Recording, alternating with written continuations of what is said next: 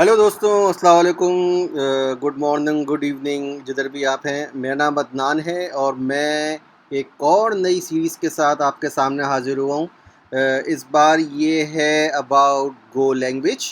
यानी कि गो एक प्रोग्रामिंग लैंग्वेज है। उससे किस तरह उसका इस्तेमाल किया जाता है और किस तरह हम इसको डिफरेंट किस्म की प्रोग्राम्स में यूज़ कर सकते हैं, तो उसके बारे में मैं एक सीरीज़ बना रहा हूँ for the beginners.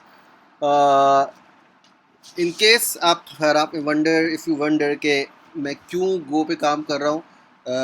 First of all, गो पे काम करने का एक one of the main reason is कि ये एक कंपाइल्ड लैंग्वेज है। If you compare with Python, तो कंपाइल्ड लैंग्वेज है इसका आपको कंपाइल इंटरप्रेटेड लैंग्वेजेस जो होती हैं जैसे पाइथन, पीएचपी, उसके मुकाबले में इसको कई फ़ायदे हासिल होते हैं। तो वो हम आगे डिस्कस कर लेंगे क्या फ़ायदे हैं वो। नंबर टू, ये क्योंकि पाइथन पे मैं काम करते आ रहा हूँ तो इसमें काफ़ी हद तक पाइथन की झलक है। दो कि ये सी लैंग्वेज जैसी लैंग्वेज है। अगर आप उसको देखें कर्ली ब्रैकेट्स वगैरह नज़र आएंगे, लेकिन कहीं बहुत जगह आपको इसको पाइथन की झलक नज़र आएगी। और इसकी वजह ये है कि ये लैंग्वेज जो बनी है ये गूगल में बनी है। गूगल के इंजीनियर्स ने बनाई है और गूगल के इंजीनियर्स की फेवरेट लैंग्वेज पाइथन है। और वैसे तो वहाँ पे बहुत से डिफरेंट टेक्नोलॉजी स्टैक यूज़ होते हैं, लेकिन पाइथन जो है वो फर्स्ट एंड फॉरमोस्ट का फेवरेट रही है। और इनका फ्रंट एंड, चाहे बैक एंड पे सी यूज़ कर रहे हो, जावा यूज़ कर रहे हो, तो मोस्टली इनके जो वेब फ्रंट एंड है वो पाइथन बेस्ड रहा है। कमांड लाइन टूल्स जो रहे इनके वो पाइथन बेस्ड रहे। क्योंकि गूगल एक बहुत बड़ी कंपनी है, पूरा सर्च इंजन चला रही है। दुनिया के लाखों लोग रोज़ाना एक एक एक ही लम्हे में कनेक्ट हुए हुए होते हैं और उसको यूज़ कर रहे होते हैं समहाउ उनकी सर्विसेज को। तो एक ऐसी सिचुएशन इनकी आ गई थी कि इनको ज़रूरत थी एक ऐसी लैंग्वेज की जो इनके जो काम हैं, जो रिक्वायरमेंट वो पूरी कर सके। यानी कि उसकी परफॉर्मेंस सी प्लस प्लस जैसी हो, लेकिन वो ईजी हो पाइथन की तरह। और उसमें इस तरह के फीचर्स जैसे कि मेमोरी लीक्स वगैरह सी में होते हैं, वो ना हो, उनको उनको डील किया जा सके। तो ऐसी मेमोरी लीक्स वगैरह के लिए ऑलरेडी जावा ने गार्बेज कलेक्शन कॉन्सेप्ट दिया था, जो कि JVM, जो Java virtual machine based languages हैं, जैसे स्कैला हो गई, तो उसमें वो ऑलरेडी इम्प्लीमेंटेड है। तो ये इस तरह की लैंग्वेज चाहते हैं कि उसकी परफॉर्मेंस जो सी प्लस प्लस जैसी हो, और लेकिन मज़े जो आ रहे हो पाइथन जैसी हो। तो मैं इस कोर्स में आपको बेसिक्स सिखाऊंगा कि क्या बेसिक्स हैं गो के, क्या स्ट्रक्चर है, प्रोग्रामिंग सिंटेक्स क्या है, उसको किस तरह यूज़ किया सकता है, क्या क्या उसकी खसूसियात हैं, बेसिक्स। थोड़ा बहुत फिर मैं एडवांस भी उसमें जाऊंगा, ज़्यादा नहीं। कि उसमें क्या होता है कि आपको मेन पर्पज़ ये है कि आपको गो के सिंपल प्रोग्राम्स लिखने आ जाएं। फॉर लूप क्या होता है, लूप्स क्या होते हैं, कंडीशंस किस तरह होती है, एक्सेप्शंस किस तरह होती हैं। इसमें पहली बात है, इसमें एक्सेप्शंस होती ही नहीं है। जिस तरह की एक्सेप्शन अब तक देखते आ रहे हैं, ट्राई कैच ब्लॉक, तो इस तरह की मज़ेदार यूनिक चीज़ें हैं इसकी। और दूसरी ये कि ये काफ़ी एफिशिएंट लैंग्वेज है। जैसे कि आप यहाँ पढ़ सकते हैं, लिखा आ रहा, Go is an open source language that makes it easy to build simple, reliable and efficient software. Simple भी है, जैसे आपने बताया, इसका लैंग्वेज बड़ा सिंटेक्स बड़ा सिंपल है। ओपिनियटेड सिंटेक्स है पूरा इसका।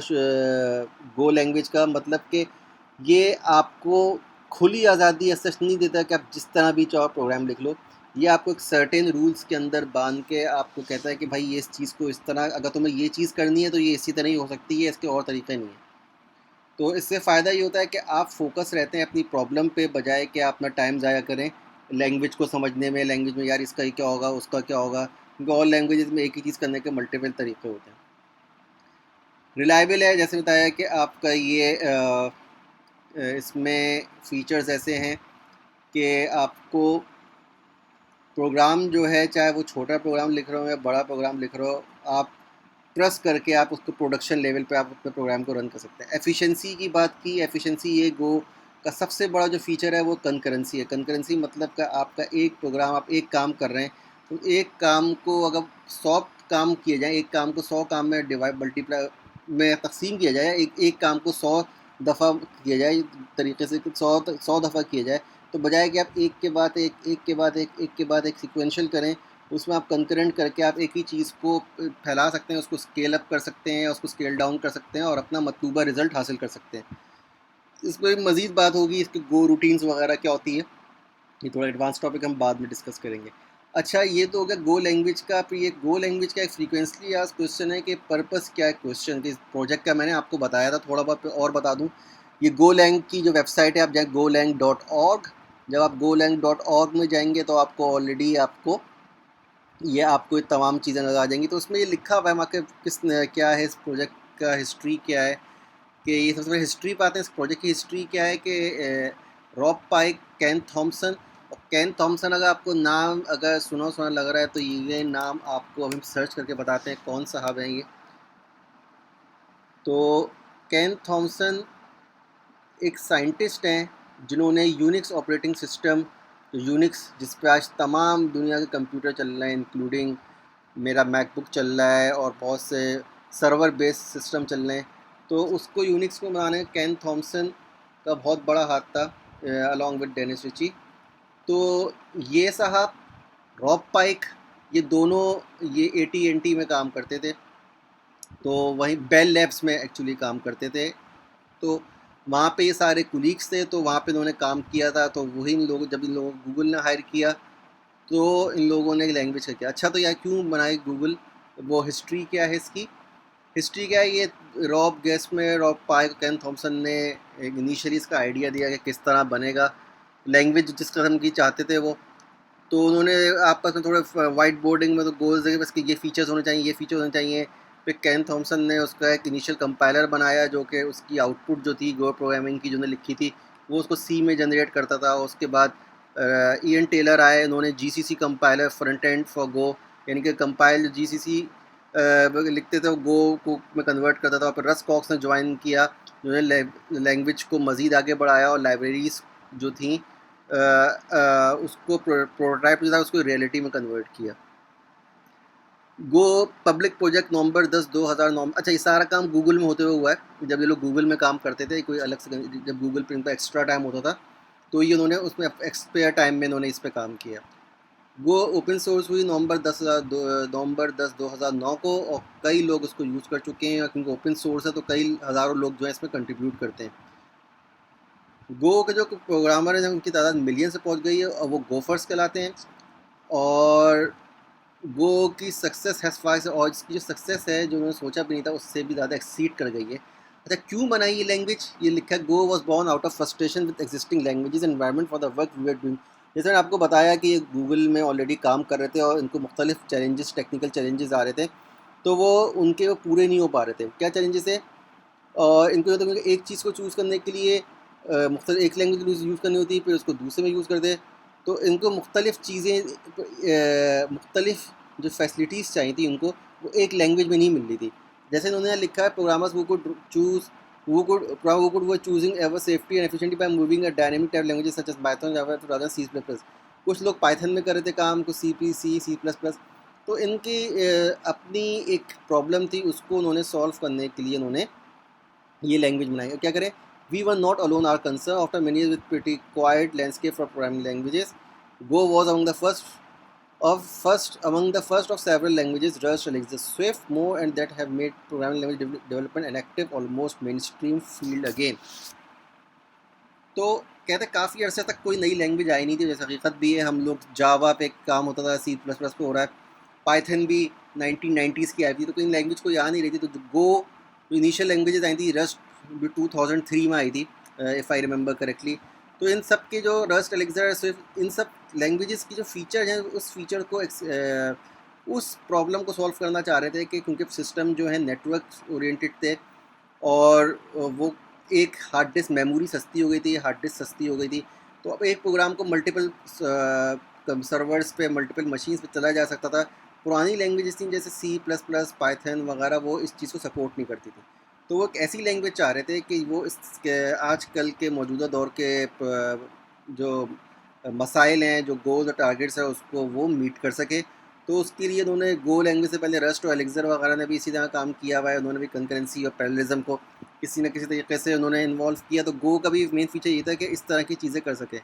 लेकिन वो उनका गो की सबसे बड़ी वो चाहते थे कि तमाम चीज़ें ज़रूर होनी चाहिए, लेकिन आसान भी हो। मतलब कि एक बंदा पाइथन में प्रोग्रामिंग कर रहा है, वो गो का प्रोग्रामर किस तरह बना है? पाइथन प्रोग्रामर को आप सी पे डाल देंगे तो वो चकरा जाएगा कि यार ये किस चीज़ कहाँ फंसा दिया मुझे। वो सी के एक स्ट्रिंग करने के लिए उसको एरे डिफाइन करना पड़ेगा। आप सी प्लस प्लस पे भी आ जाएँ तो अचानक उसको ऑब्जेक्ट ओरिएंटेड प्रोग्रामिंग एकदम उसके सर पे लाद दी जाती है कि भाई तुम बनाओगे तो क्लासेस ही बनाओगे, इसके बगैर तुम्हारा काम नहीं है।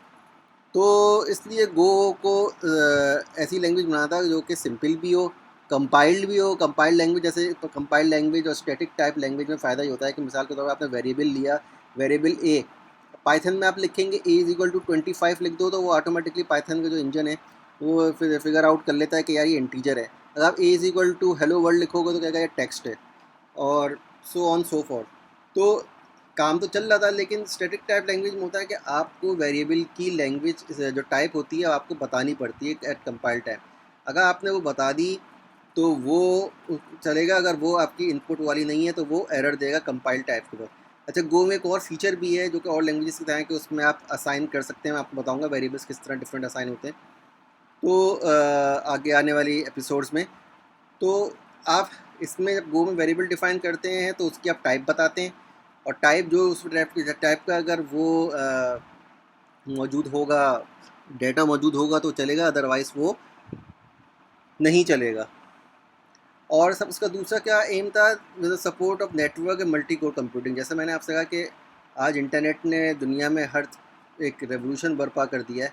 मल्टीपल चीप हो गए, हार्डवेयर चीप हो गया, मेमोरी चीप हो गई है, और एक प्रोग्राम जो है जैसे गूगल जैसा एक सॉफ्टवेयर जो है वो हज़ारों, और या फेसबुक जैसा जो सॉफ्टवेयर है वो हज़ारों सर्वर्स पे चल रहा है, और दुनिया में मुख्तलिफ़ जगह है, अमेरिका में भी हैं, यूरोप में भी सर्वर हैं, एशिया में भी हैं, हर जगह सर्वर हैं। और वो आपको जब आप facebook.com या google.com खोलते हैं तो आपको आइडिया भी नहीं होता कि आपकी रिक्वेस्ट कौन से मुल्क के कौन से शहर से कौन से इलाके से सर्व हुई है, आपको कोई आइडिया नहीं होता। तो वो एक ऐसी लैंग्वेज बनाना चाहते थे कि जो इस तरह के नेटवर्क प्रोग्रामिंग और मल्टी कोर कंप्यूटर करने के लिए भी आसान हो।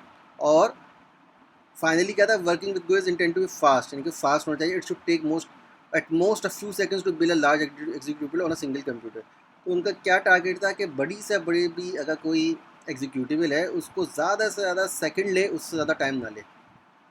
तो इन्होंने इसमें फ़ीचर ऐड किए, जैसे कंकरेंसी हो गया, गार्बेज कलेक्शन हो गया, रिजिड डिपेंडेंसी स्पेसिफिकेशन हो गया वगैरह। ये इन्होंने फ़ीचर्स प्रोवाइड किए तो फिर गो एक लैंग्वेज का वजूद आया। अच्छा, गो जो है जब आप देखें गो जो है वैसे सिंटेक्स तो उसका सी जैसा है, लेकिन इसके जो फीचर्स हैं वो मुख्तलिफ़ जगहों से लिए गए मुख्तलिफ। मिसाल के तौर कंकरेंसी जो है वो टोनी हॉर्स का C S P such as Newsqueak Limbo की कंकरेंसी वहाँ से ली गई है, और बहुत से फीचर मुख्तलिफ लैंग्वेजेस से लिए गए। पाइथन से भी ये इंस्पायर है, सी से भी इंस्पायर, क्योंकि यूनिक देखें इसमें सारे प्रोग्रामर वही हैं जिन्होंने यूनिक्स जैसा ऑपरेटिंग सिस्टम बनाया है, मोस्टली केन थॉम्सन है, रॉब पाइक वगैरह है।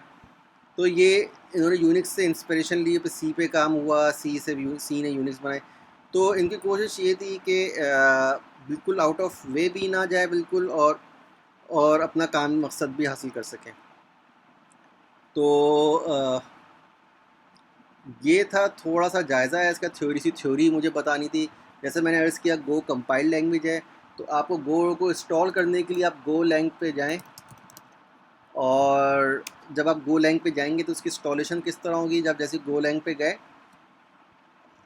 और डाउनलोड सेक्शन पे आए आप, तो ये मुख्तलिफ है, माइक्रोसॉफ्ट विंडोज़ के लिए, एप्पल के लिए, लाइनक्स के लिए, सोर्स से करना चाह रहे हैं सोर्स से कर रहे हैं। तो जो भी आपका टारगेट वो है उसके लिए आप उठाइए और उसको आप एग्जीक्यूटिबल को आप चला दें।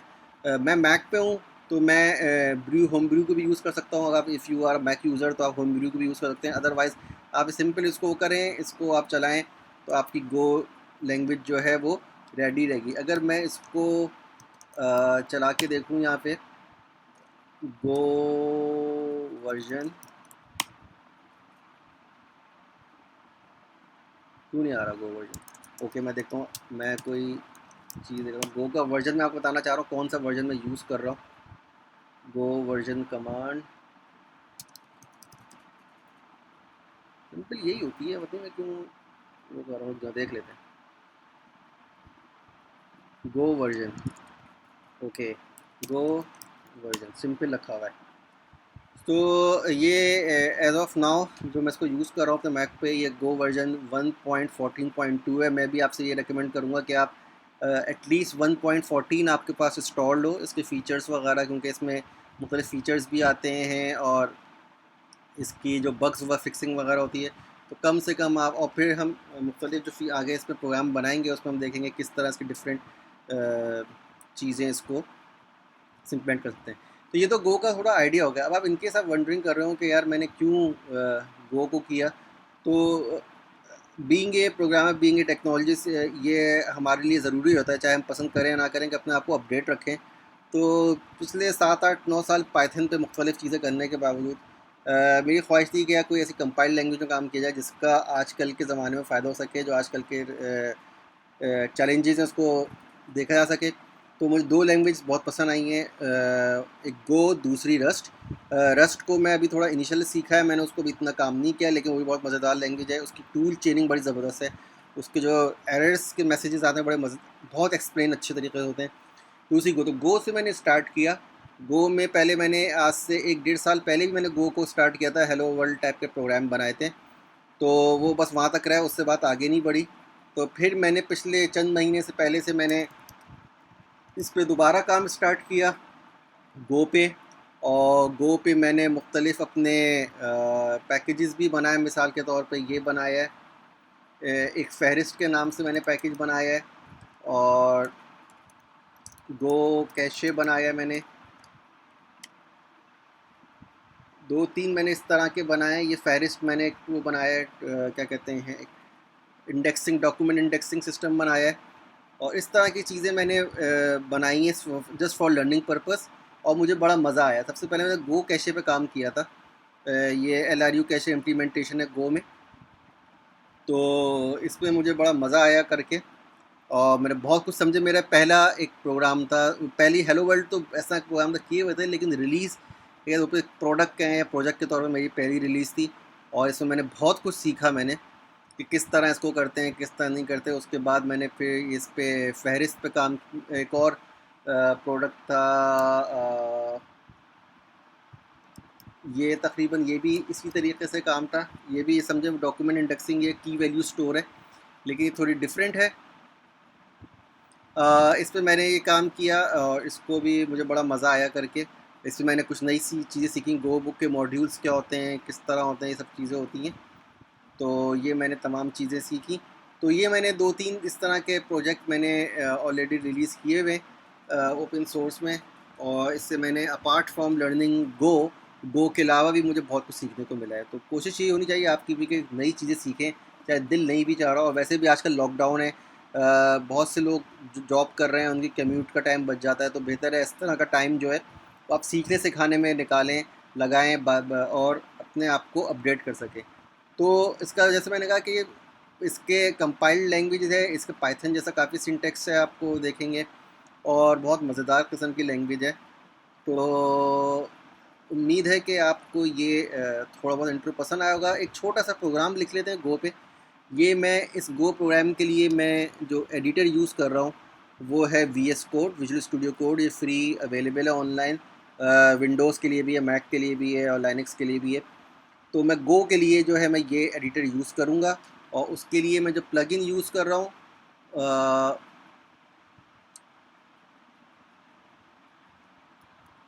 वो गो का प्लगइन है।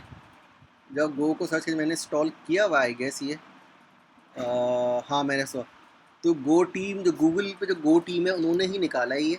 तो सबसे अच्छी बात ये है कि इसमें सिंटेक्स की वो है, सिंटेक्स हाईलाइटिंग वगैरह इस तरह की चीज़ें, इंटेलिजेंस है, कोड कंप्लीट है, ये सब कुछ है। दूसरा सबसे चीज़ इसमें लिंटर है, इसको गो का लाइव सर्वर कराता है, go live server.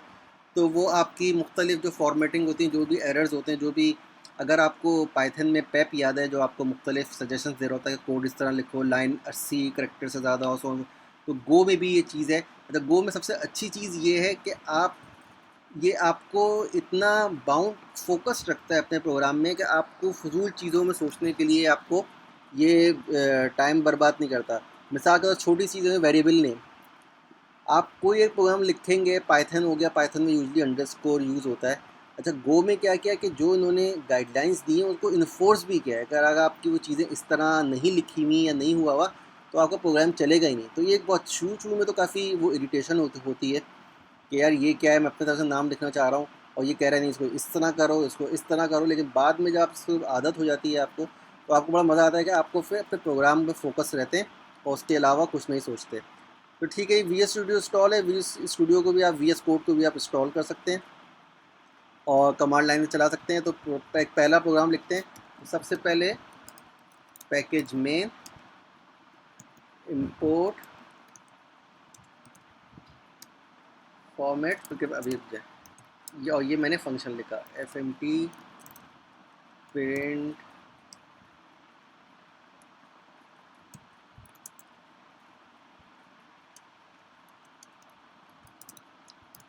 Hello world. सही है जी।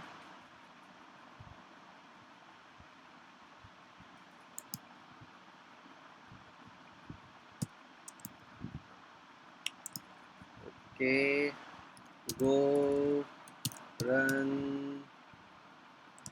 इंट्रो। ठीक है, एक सिंपल सा प्रोग्राम लिख दिया हमने। इसने क्या किया, पैकेज में ये सबसे पहले आप इसको पैकेज, क्योंकि इसमें लाइब्रेरीज जो होती हैं पैकेज ओरिएंटेड होती हैं, तो आपको जो भी प्रोग्राम आपको यूज़ करना है उसके पैकेज को आप इंपोर्ट करते हैं, फिर उसकी लाइब्रेरी को यूज़ करते हैं, क्योंकि आपका जो भी गो का प्रोग्राम होता है वो पैकेज होता है। तो हम बाय डिफ़ॉल्ट जो पैकेज यूज़ होता है वो होता है मेन। मेन के अंदर जो पैकेज है उसके अंदर क्या फंक्शन है, ये मेन का, ओके, नोटिफिकेशन फाउंड, ये मेन के अंदर आप मेन फंक्शन कॉल करेंगे। मेन फंक्शन देखें आप, वाइड मेन वाइड सी अगर आपने लैंग्वेज की है, जावा की है, तो आपके लिए नई चीज़ नहीं होनी चाहिए। ये बिल्कुल वही चीज़ है कि आपने उस तरह काम किया है।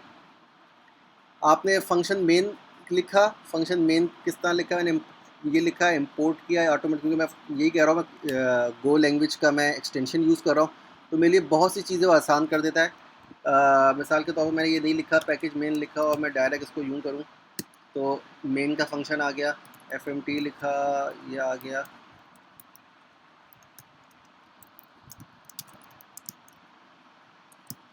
ठीक है, एक मिनट,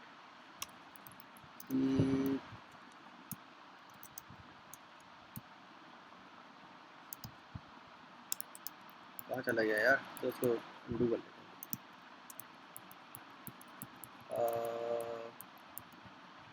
ये आ गया, फॉर्मेट किया, एफ मेन किया, f main println hello world. ये एरर दे रहा है, मैं समझ नहीं आ रहा क्यों एरर दे रहा है ये। Expected declaration found P, I don't know why. Anyway, तो इसको दोबारा बताता हूँ किया क्या है, बताता हूँ, रन करके बताता हूँ क्या चीज़ है ये। तो सबसे पहले क्या होता है, इसमें दो कमांड आप बहुत यूज़ करेंगे। एक होती है गो बिल्ड, बिल्ड इंट्रो गो, ये क्या करेगा, बिल्ड करेगा। इसने क्या की, एक बिल्ड बना दी, एक एक्जी फाइल बना दी इंट्रो के नाम से। इसको आप इस तरह रन करें तो वो रन हो जाएगी। एक तरीका तो हो गया, ये लंबा है प्रोसेस। जब आप प्रोग्राम डेवलपमेंट करें तो गो ने क्या किया, डायरेक्ट रन की कमांड भी दी हुई है, तो आप उसको चलाएं तो डायरेक्ट आप उसको चला सकते हैं। तो जैसा आपको याद होगा, आपको अगर आपने उस पर काम किया हुआ है विजुअल स्टूडियो पे, तो उसमें भी देखा होगा बिल्ड की कमांड होती है, रन की कमांड होती है। बिल्ड ये भी कर रही है, लेकिन ये स्किप कर रही है, एग्जी नहीं जनरेट कर रही है, डायरेक्ट रन करके, रन को चला के, और आपको वो रिटर्न कर रही है आउटपुट। गो को खाली रन करें, गो कमांड को देखें, इसके मुख्तलिफ ऑप्शन दिए हुए।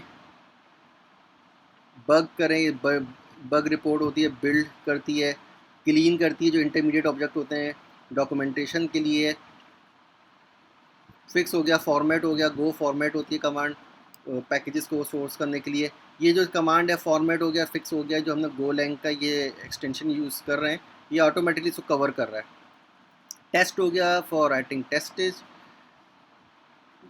गो वर्जन हो गया। तो इस तरह के मुख्तलिफ चीज़ें इसमें, आप इसको मज़ीद जाके आप देख सकते हैं कि यार ये क्या बता रहा है क्या नहीं बता रहा।